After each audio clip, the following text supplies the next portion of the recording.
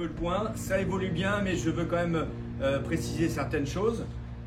D'abord, on a fait le point avec Clément. Vous allez continuer à faire attention de ne pas faire de reverse pivot, hein, de quand même bien tourner les épaules, mais de ne pas venir creuser les reins.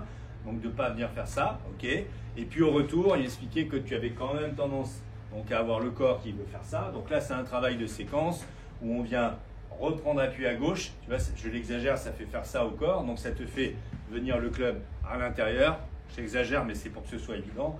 Et puis on descend bien les bras pour revenir de l'intérieur. Hein, c'est-à-dire qu'une fois que le corps est parti, les bras ils viennent ici, ils ne viennent pas là devant.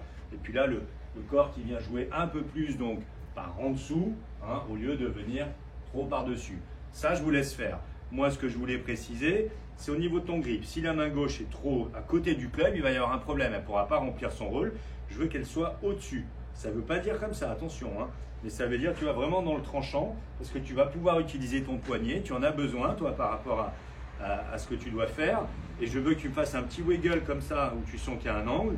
Et là-haut, tu retrouves la même chose. Donc en fait, on a gardé un club square, on a gardé un peu d'ouverture de club parce que tu avais tendance des fois à vraiment bloquer le club, le poignet trop bombé. Toi, ça ne te convient pas. Et là, du coup, on va avoir une phase de club qui va venir plus souvent square. Pourquoi je parlais de ça?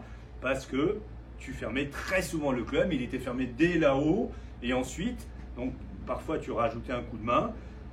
Donc ces explications de grip, armement ici, et ensuite il faudra que tu t'amuses. Un peu comme on l'a vu avec une raquette de tennis, c'était évident. Tu fais exprès d'envelopper la balle, de fermer le club pour sentir ce qui se passe, exprès de tenir la face à droite, puis la face au milieu.